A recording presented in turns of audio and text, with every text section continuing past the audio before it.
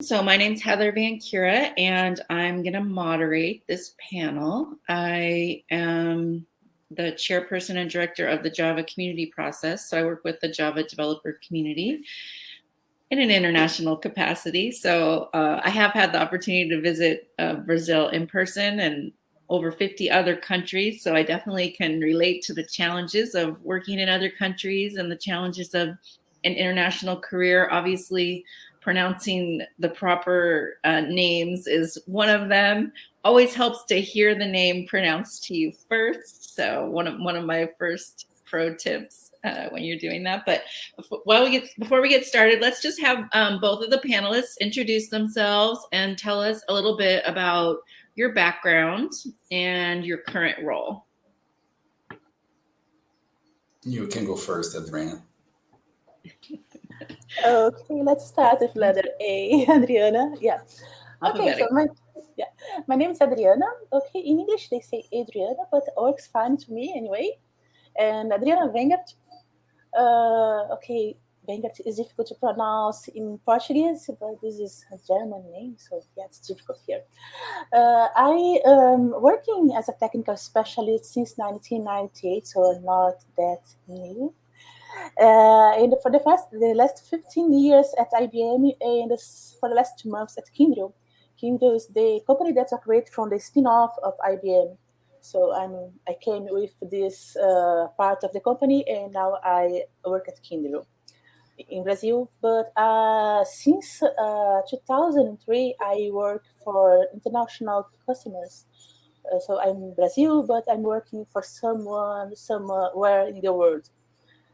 Basically with SAP support. So not exactly a developer. My knowledge is most, I know development tools to support my work as a system specialist, an SAP specialist.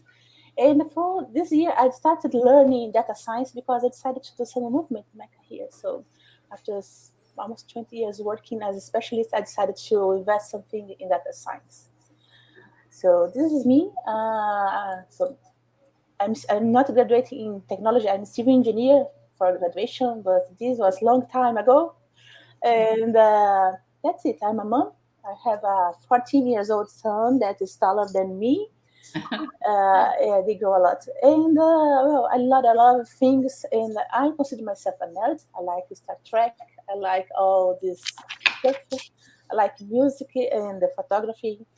And a lot of subjects. So of course, I like to talk. And one of the things I make my career is to share my knowledge with younger people, to support their career, to mentor them, to coach them, to help them to do not make the same mistakes I did in my career, even in Brazil or outside. And it's mentor things, developing get certification. So this is one of the things I enjoy doing outside of my daily job. So it's one of the things that motivates me to be here and share some things with everybody that's watching here. Mm-hmm. So that's it. Thank you. I'm Guilherme. I'm a technical guy. I basically do Java for a living my whole career. I play several roles. Right now, I'm CTO of a startup in North America. It's called Nest Solution. We track devices and do data analysis for a living. Yeah, I have a master's degree on computer science. Worked for banks and other financial institutions previous. Yeah, basically that. But I'm very close to the code. I do code all day, all the time. All day, all the time. All right. Yeah. Nice because to we meet have customers all over the world, maybe in the late nights and early mornings, because we have a customer on Germany, Australia. Australia is the hard one for me. Mm-hmm. Yeah, that is good. Better than no customer.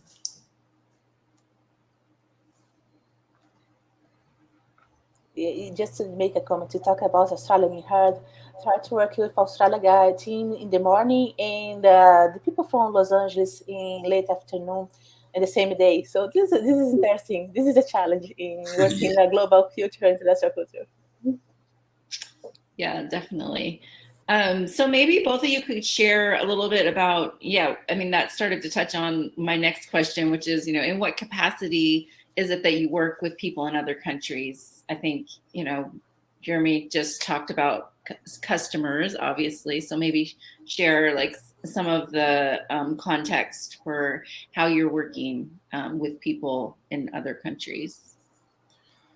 Yeah, like we have two challenges here because we have customers in other countries, and my team it's people all over the world as well. We have a guy in Belarus that's 6 hours difference from me, and because that we need to do most things asynchronous. Like we have just 3-4 hours of overlap without anyone to stretch a little bit time to time. But yeah, it's one of the hardest things is do everything async, and you need to trust a lot in your partners and your team to do the things that he proposed to do the day before, because it's impossible to check that. It's basically around trust. So you have customers and you have people on your own team that are working in different countries and in different time zones, which obviously is one of the biggest challenges. And what about you, Adriana? Yeah, besides the customer, I think something similar to Guilherme. What happens? Until 2015, I worked with customers, and okay, it was a specific customer outside of Brazil in a specific country. So it's a more focus. I could adjust my schedule to fit that time zone. So it was kind of easy. But since 2015, what happened? I did not get a single customer. I work with supporting solution architects around the world. So that's where the challenge starts, because I have solution architects that I need support in Japan, and I have solution architects that in the West Coast in the US. So in the same day, I have to interact with them. So this year, I also get the challenge to become a technical manager for a broad team. So I manage people in Costa Rica, in Poland, and in India. So you see, you needed to understand not only the time zone, the difference to put everybody together, and this is impossible. You cannot get Costa Rica and India the same time zone without getting them over time. So you need to perhaps split or trust to get them or async the work. And another thing is to understand the culture. Like each place in the world has the specific culture, the specific holidays. Why not? We had the Thanksgiving now in US, and get a Costa Rica holiday following, but we had the Brazil holidays before. So it's kind of we need to sync not all the time zone, but all the differences in the holidays and absences. So, like trust is one of the key words here, and the knowing and respecting. Respect is another key word. You need to understand and respect other cultures. We are all different, but we are unique in our differences, important in our differences.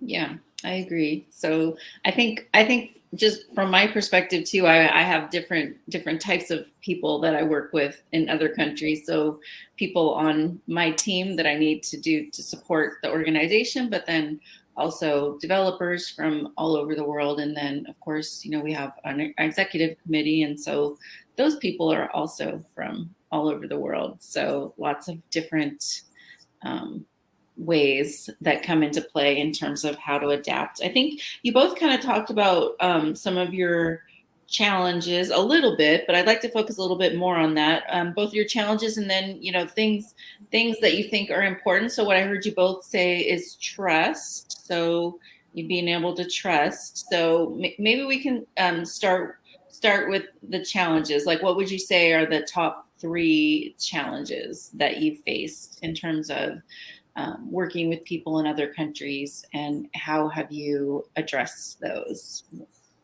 Yep. At least for myself, as it's the culture, it's a big problem, because when the things, all things are going well, it's wonderful. But when the things go bad, it's a little bit more delicate to treat, because people tend to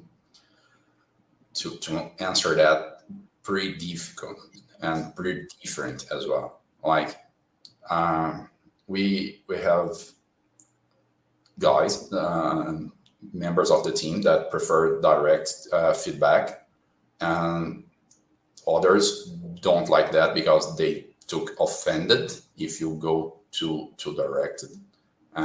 You need to explain, and try to go around the subject a little bit.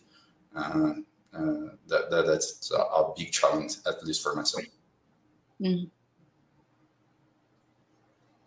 Yeah, I agree that, I think a culture comes into play quite a bit, as well as what both of you already mentioned, the time zones, right? Finding the right time zones. So I guess the way you overcome time zones is to be flexible. And I think I heard both of you talking about that, being flexible, and then also being able to trust your team, your colleagues, your teammates, or, the people that you're supporting or working with.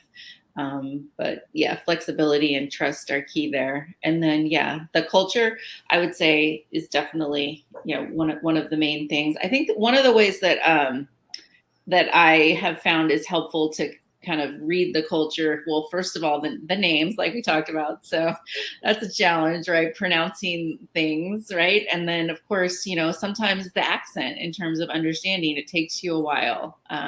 So again, that takes like having more patience, or, not being afraid to ask people clarifying questions so that you have understanding.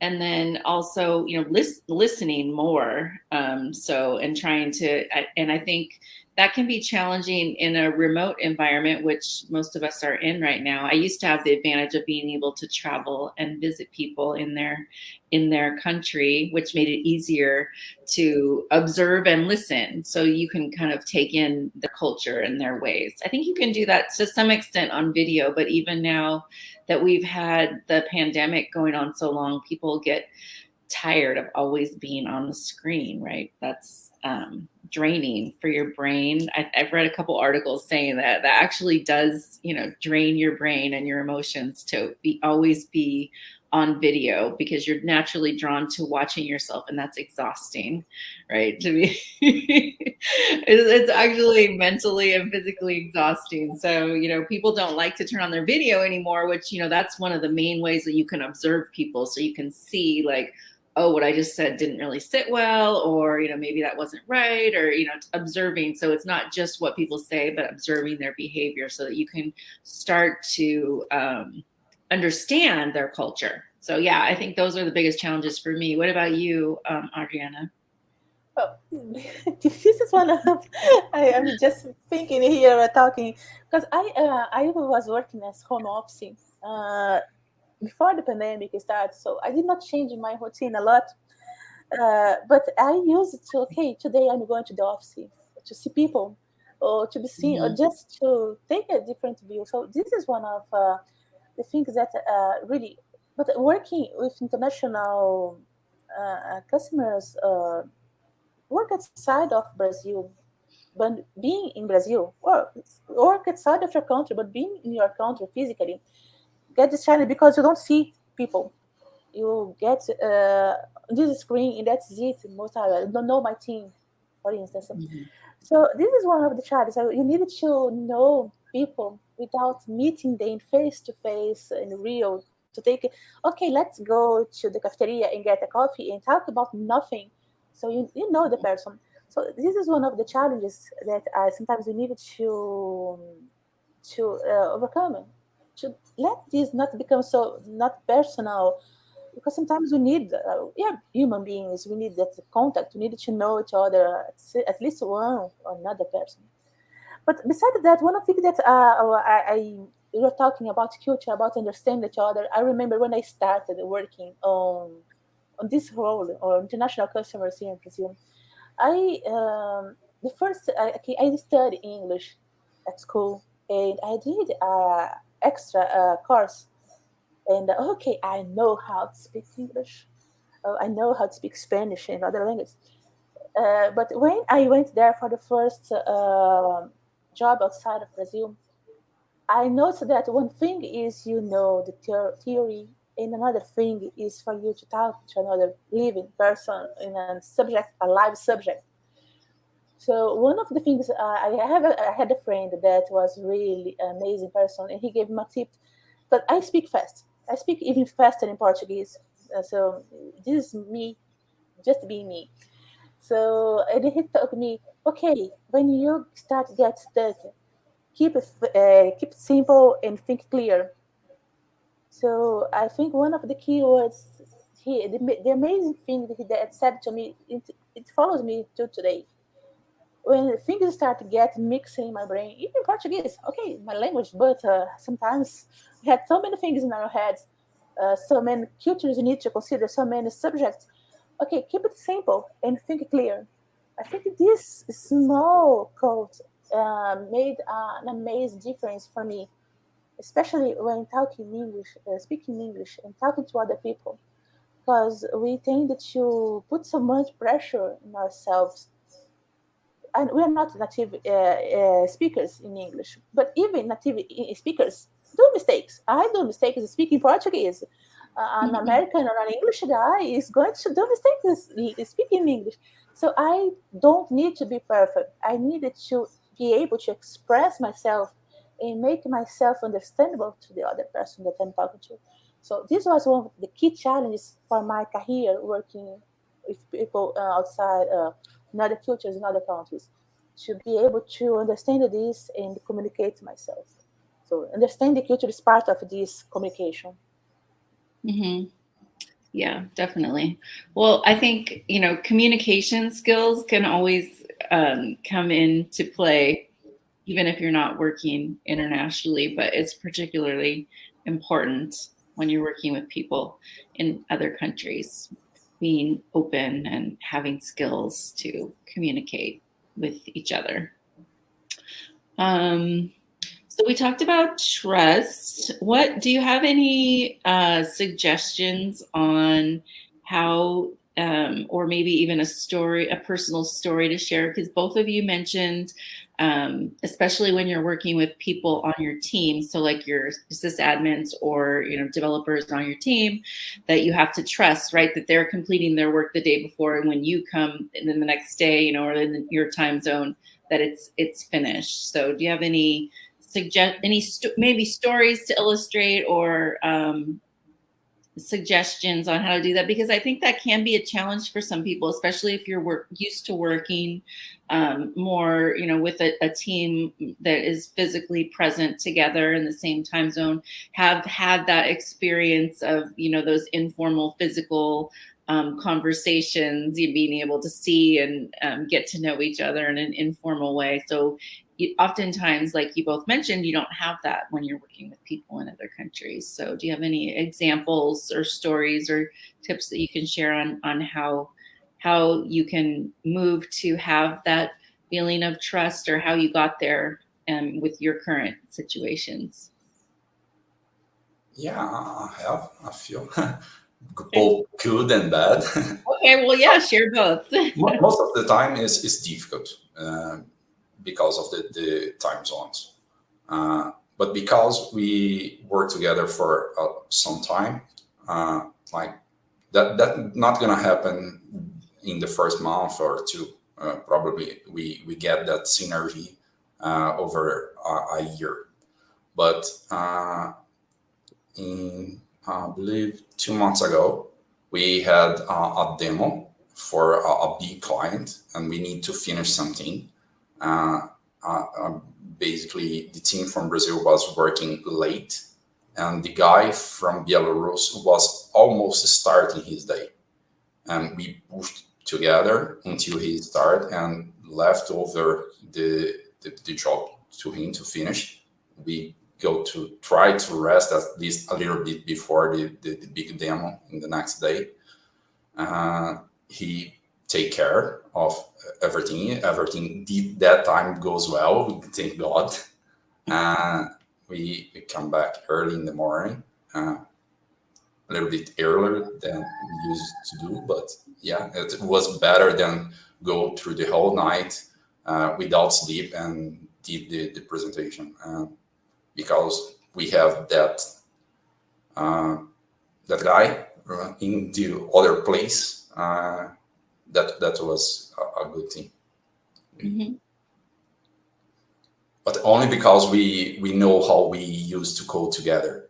Like he and I used to do a little bit of pairing working, like work together in same project. He know my way of write code, and I know his way as well. We kind of have the same way right now, but that wasn't not this way in the beginning, because I used to do something more reactive and functional way to write code, and he is more a traditional guy, used to write everything in the imperative form. But right now we work great together. Yeah. But yeah, that takes time, a lot of time. Yeah, it takes time. And pair programming, if you're in a technical role, I think is a great way to kind of build that trust and understand other people's working styles. So I think that is a great tip. You said you had a not so good story though also. Do you want to share that? Because sometimes I think what I've learned from working with people is that oftentimes, you know, your message or your best lessons are in your messes, quote unquote. So in the like kind of not so good stories. So like, sometimes you can find the best lessons in there. It's very disappointing when you trust someone to do something and you are not there to tell you that he dropped the ball, and he not only dropped the ball, he hide the ball as well, because I'm not there to, oh God, you finish what you're doing. No, he's not here anymore. I need to wait 3-4 hours to then he come to the work. And then he said me, oh, I did not finish whatever I was to do. Yeah, that's it's hard. And sometimes it's hard. Yeah. Not only drop the ball, but hide the ball. I like that. Yeah. I've never heard that one. I've heard drop the ball all the time. I've never heard hide the ball, but yeah, that's even worse than dropping the ball. So you don't do something, you didn't communicate that you didn't get it finished. And so it's hidden, and, you know, you leave other people to discover that. So how did you address that when those kind of issues happen? Yeah, that was the worst. we need to go clear and go one-on-one and try to figure out why that happened, and try to go around that together. But yeah, it's the hard part of the job. I prefer way more just go and do that, because probably if I found the ball, I'm gonna try to solve that and put that back in the play. But yeah, sometimes it's hard. So yeah, I think it sounds like you addressed it through communication when that happened. Communicate. Yeah, I believe it's the only way, right? Yep, definitely. Communicate even when it's difficult. So I think sometimes I think most people actually, the tendency is to, avoid the conflict, right? So that sometimes can be a barrier to communication if you have some people that want to avoid conflict, right? Yeah, so that kind of turning in a snowball effect, because if you're gonna avoid that too much, and that's gonna repeat. Right. Maybe not. Maybe it's a single event, but if it's a single event and you go and try to address that in a better way possible, and the guy, the person in the other side gonna and tell you, oh, that is because of something important for him or for her. Right. You're gonna understand, because you want that person on your side. You need to. to trust that. Yeah. If you go clear and say, oh, you kind of disappoint me because we have that issue.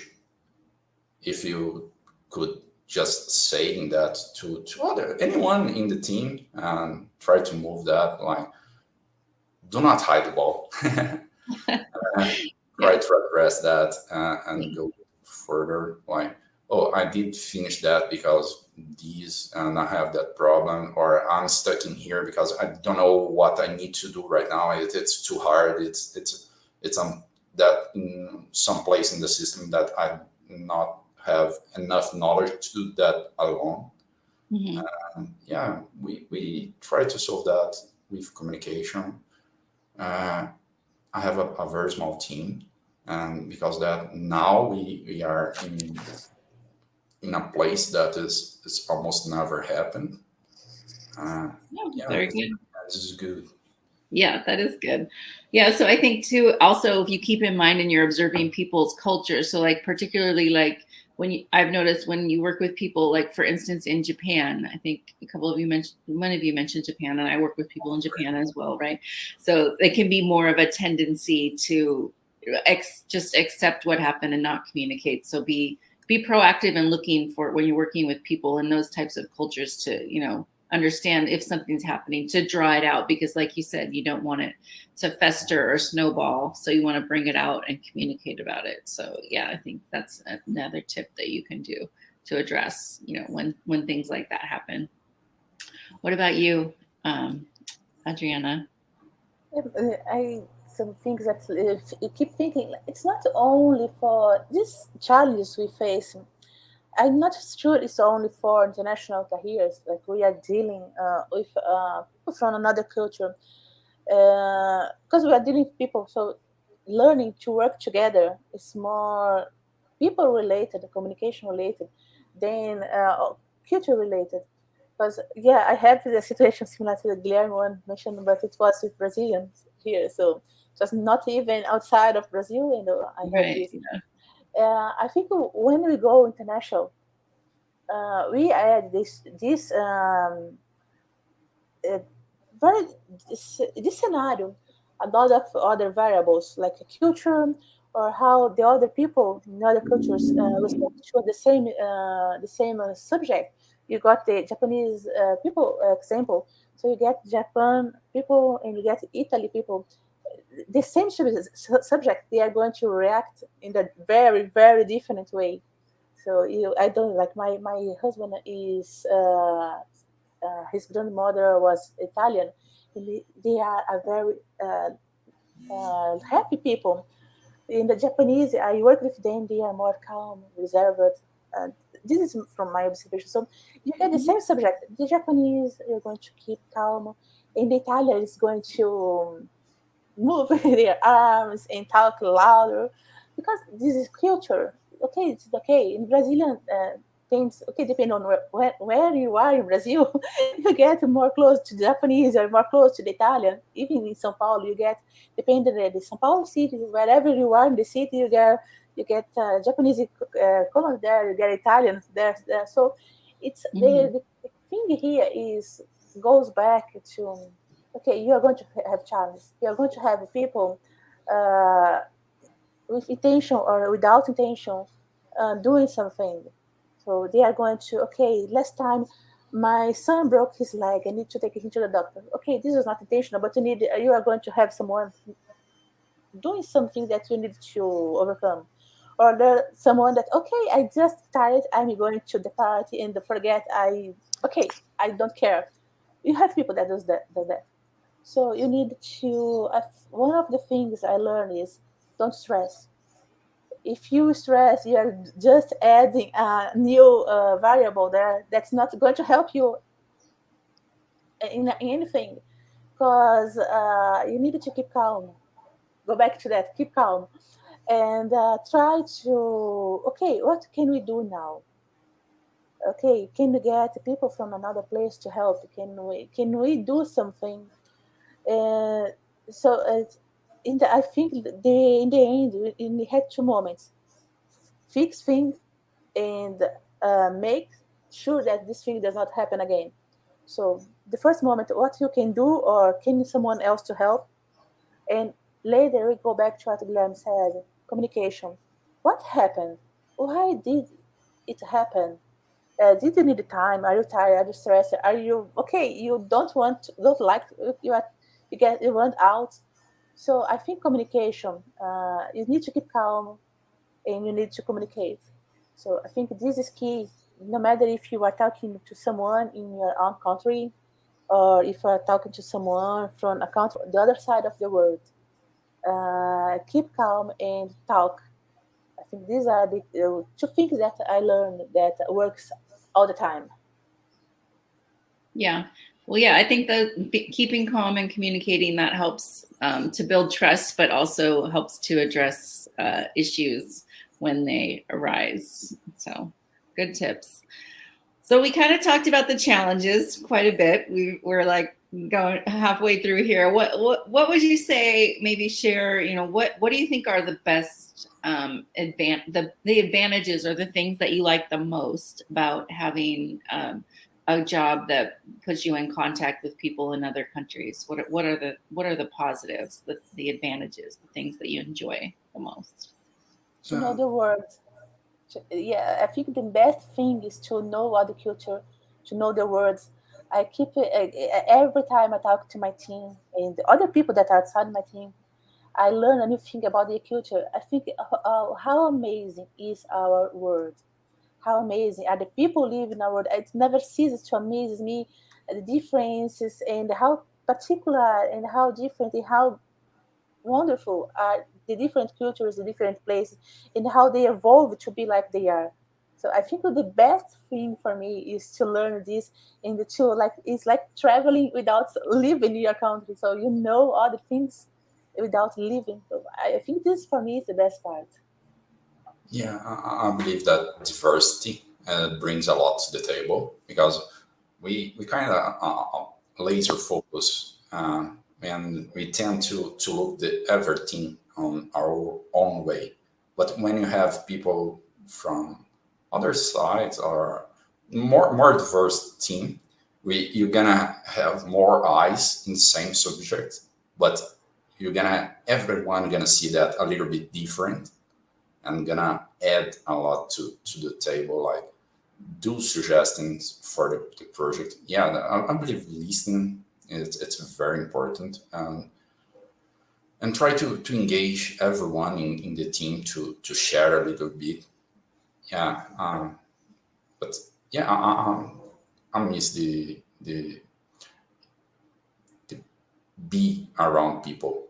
Remote work is it's a little bit harder for me. I don't know if I believe Adriana has doing that way longer, but yeah, I kind of I like to talk a lot, and it's not possible remotely because most of the thing is gonna be about the work, and it's strange to just call anyone in the team to do uh, like coffee time together, and it's weird.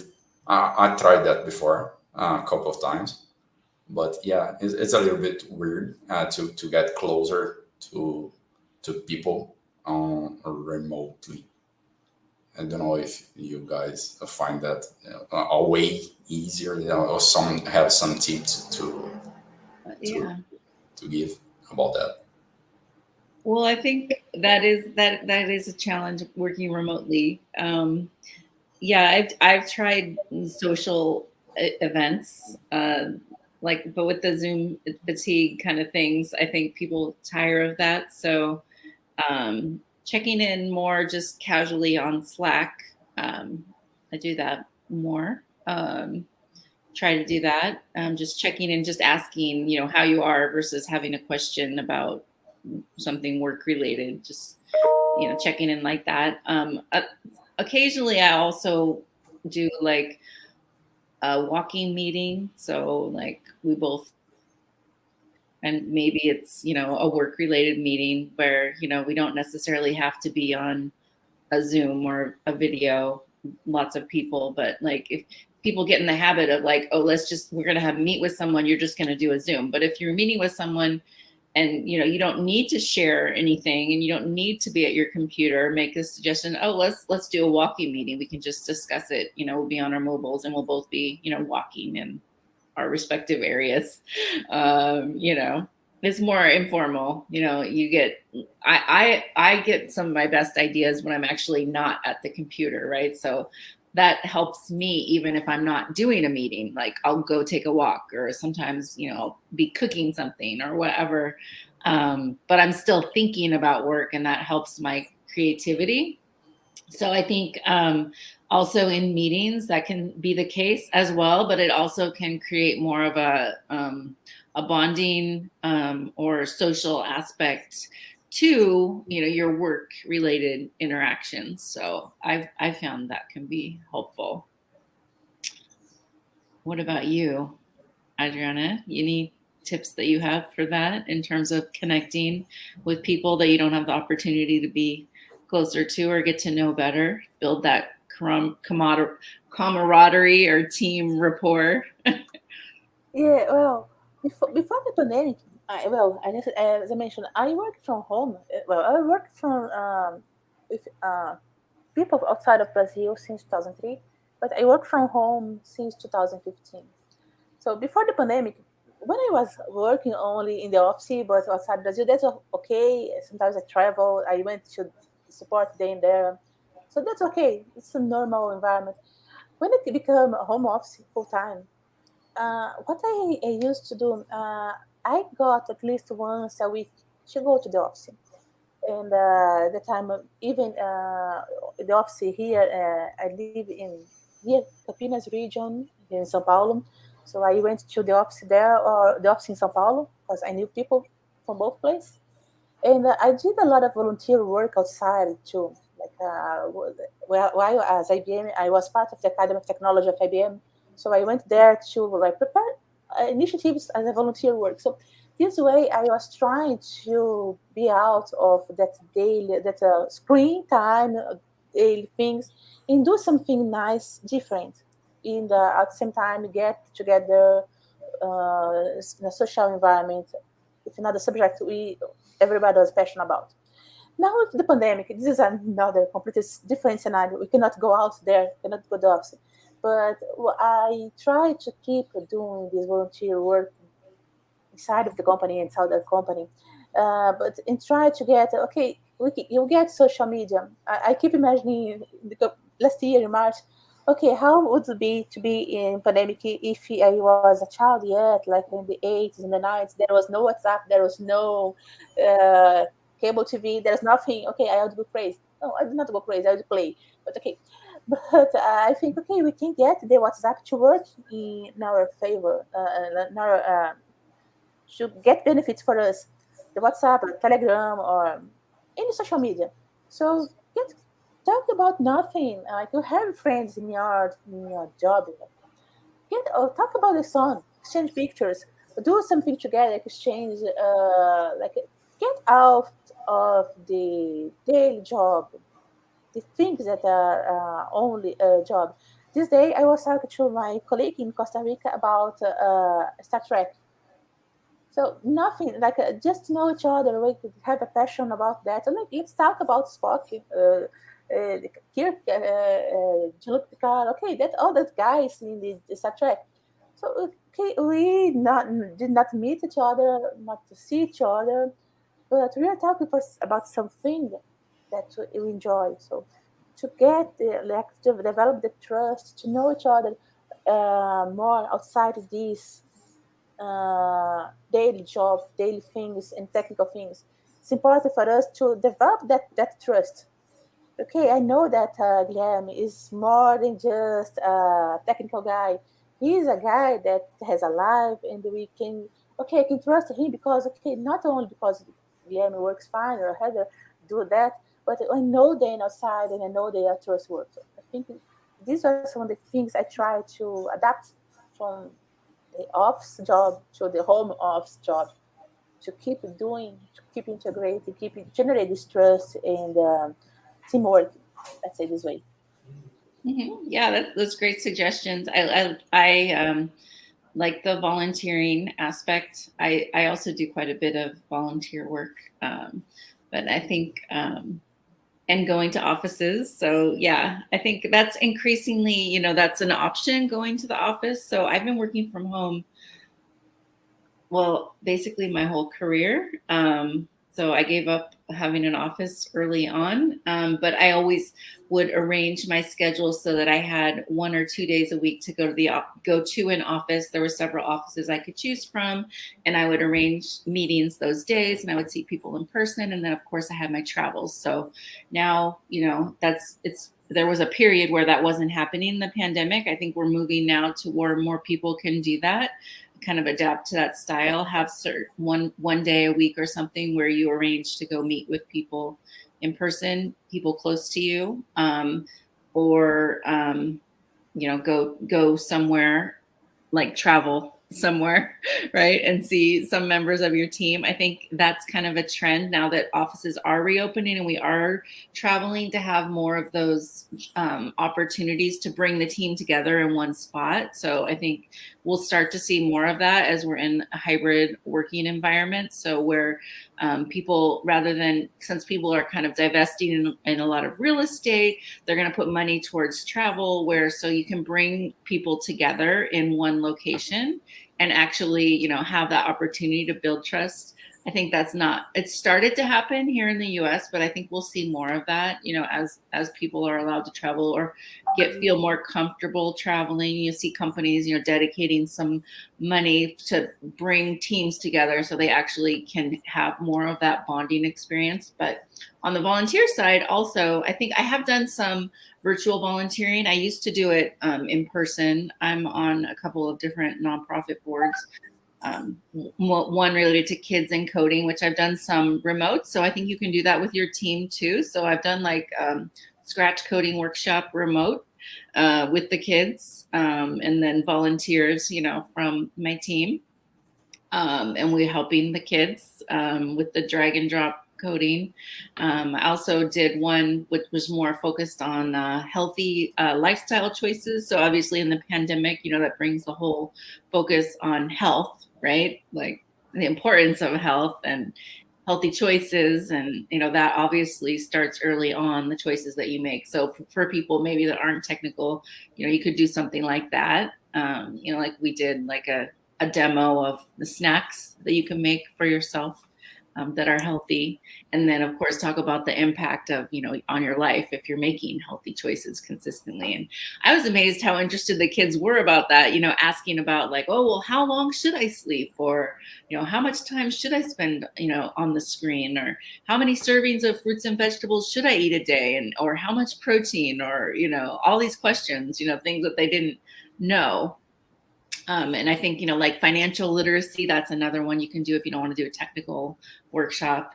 But obviously technical workshops, can work as well. I think the challenge with that, if the kids aren't in school, sometimes they don't have the right materials. So like, that's why Scratch was good, because you can do Scratch, all you need is a browser, but certain other more complex programming, you need an actual personal computer, and sometimes certain children won't have that, so it can make it a challenge if they're not in the school and don't have access. But yeah, I think that those are all really good ways to substitute bringing people together in a way that isn't 100% focused on your work.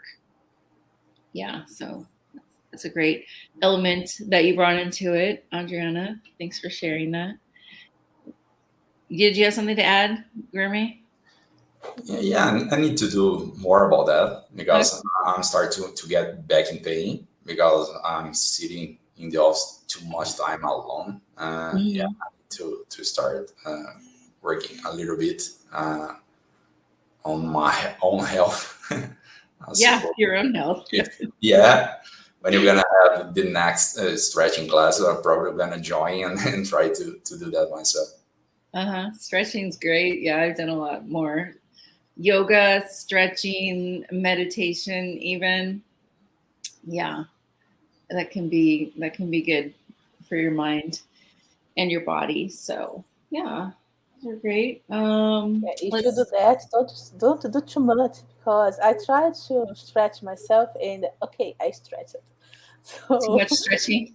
yeah, so if you are trying to do that, be mindful of your age. I'm not 18 anymore, but sometimes I forgot that I'm not 18.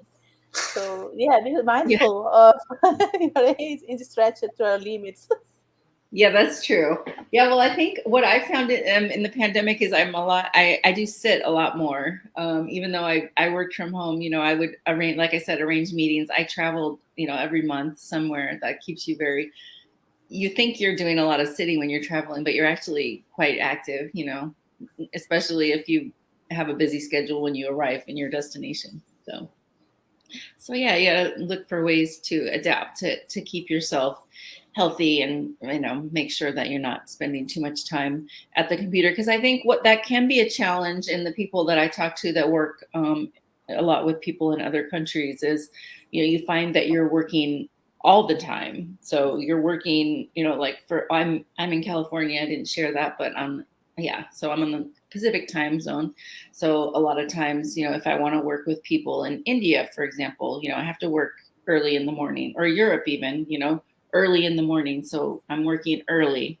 I'm having meetings early. But then, I'm working in the middle of the day to kind of, get things finished, meet with other people that are in North America. And then, in the afternoon, I could be staying up later to work with people in Asia, right? Or Australia. So like I have found like 4:30 in my afternoon works for people in Australia. But I was doing something in Asia Pacific, and I was having to stay up till like I was doing meetings at midnight, 1 o'clock, 2 o'clock in my morning, and then before you know it, you're basically working around the clock, and you're not doing anything else, even if you've had a little break, and that's not healthy either. So while it's important to be flexible, you want to have some boundaries and guidelines in place. Every once in a while, it's okay to take a meeting like that, but you don't want to get into the habit of doing that all the time, or always responding to emails. So feeling like you have to check into your email after dinner or before you go to bed. And then, I've run into that sometimes where people are like, well, don't you ever sleep? You're like, it's like every hour of the day you're responding to someone. It's like, well, yeah, exactly.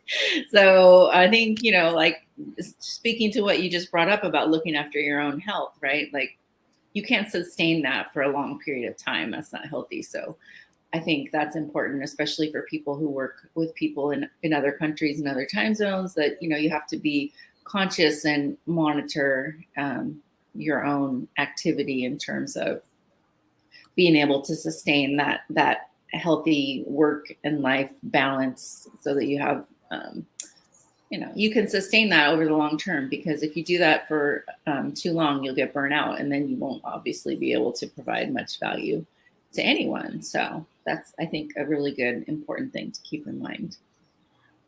Complement to this, what you said, I think it's important also to notice our habits.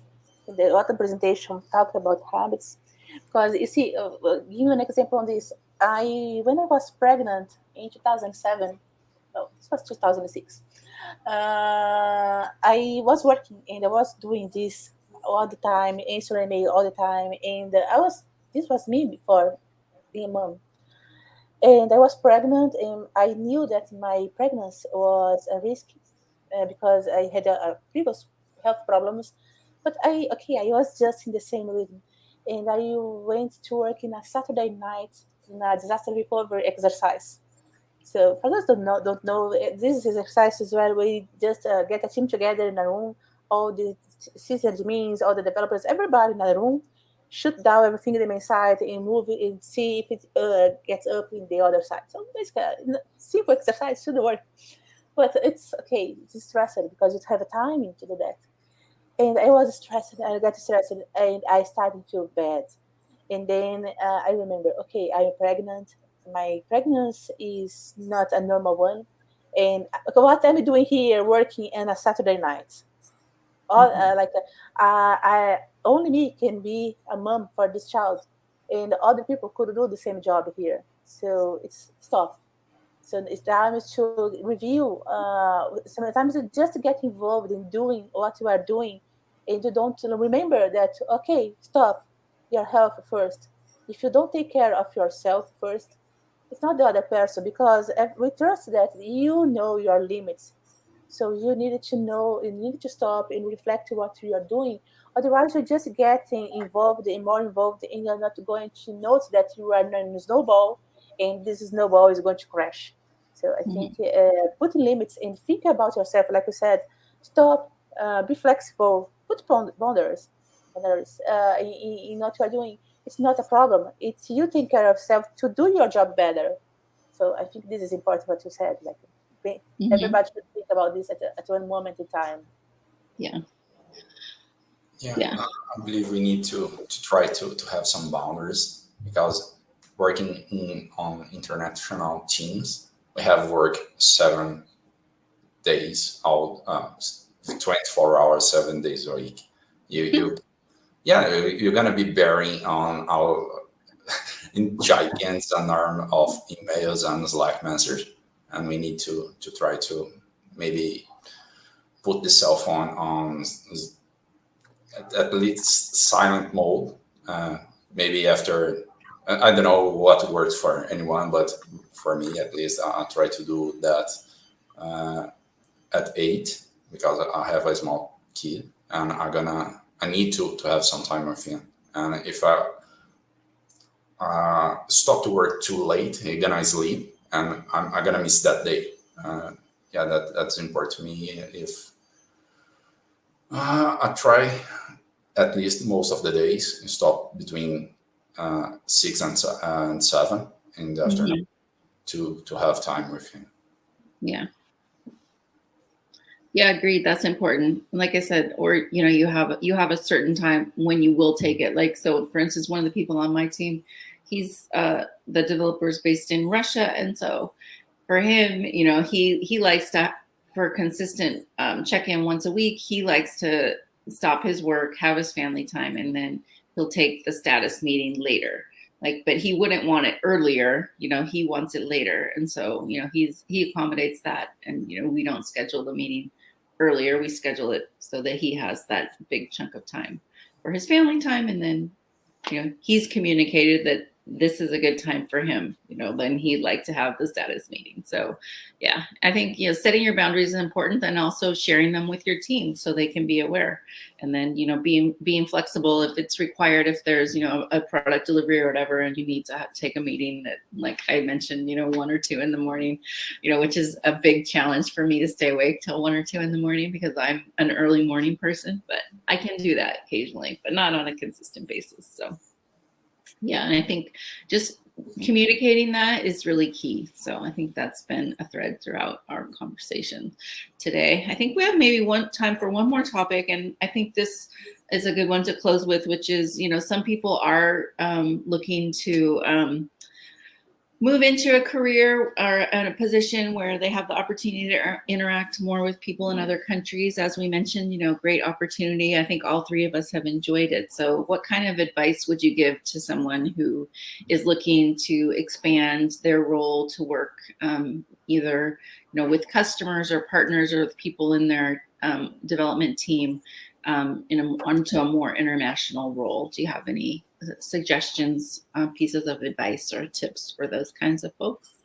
Yeah, I believe it has a silver lining with the pandemic, is because we have more opportunities than ever to do that, because people and companies from all over the world are seeking for professionals and want to. If you want to do that, you need to be prepared. Of course, you need to invest time and craft your teams. Like, you need to know at least a little bit of English, because that is basically a way for us to communicate. And yeah, you need to be prepared. You need to go. You need to expose yourself. You need to write a good resume. Try to connect to people. Use opportunities like here today to connect to people. Ask for referee. ask for tips, go and add on LinkedIn or try to follow on to it. I believe here we have a good opportunity to do networking and expand our careers. Yeah, I think networking is key. And events like this are a prime opportunity to do that. But as you mentioned, also on LinkedIn, introducing yourself to people in other countries and communicating that you're open to opportunities, to let people know that that's something that you're interested in is important. Any tips that you want to share, Adriana? Yeah, well, yes, I have three tips I take note here.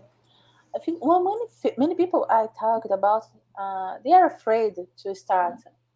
Like I don't have enough. My English is not good enough, or my language. If you are going to a specific country, or I don't know the culture. Okay, I had a manager that told me, try. You have already the no. The worst case, you get a no, or the worst case, you are going to regret it and go back. You have a fallback plan. So try. Don't be afraid. So we sometimes lose a lot of opportunities, a lot of great opportunities because we are afraid to try. So the first thing is don't be afraid. You see one opportunity you like, call that person, go for it. So this is the first tip. The Yeah. second is be respectful. We are talking here about different people, different cultures. So we need to understand, okay, what is common for me in Brazil perhaps not common or is even offensive for someone in Japan or in US or in Argentina, because here in our side. So be respectful. So understand that each country, each person has his own background, her own culture. So be respectful for that. And most important, be open. When you go for a position internationally, you need to be open to learn from that and to get that are good things you can bring it to yourself and learn with that. So be open to learn and to be a better person because of all this mix of cultures. So I think these are the three things. Don't be afraid, be respectful, and be open. And go for it. Yeah, I think that the first tip that you made is really key, and I think that's for that applies to so many different situations, including wanting to go do something internationally or go give a talk at a conference, for instance, right? So there's always that, or often that belief that you're not ready or you're not skilled enough, you're not technical enough, you're not a good enough speaker, your English isn't good enough, whatever the thing is. But yeah, I mean, you have the potential. So if you go and work and practice your English more, your English will get better. If you go and give your first talk, your presentation skills will improve and get better. But you're not going to perfect it by not practicing it. So yeah, I think just getting out there and believing in your potential versus having to think that you've proved it already, that you've proven that you can do this job. You have the potential to do it, so you don't have to be perfect before you start to do it, but just go ahead and try to do it. Whenever I say try, I always think of that Star Wars quote, which is there is no try, only do. So there is no try.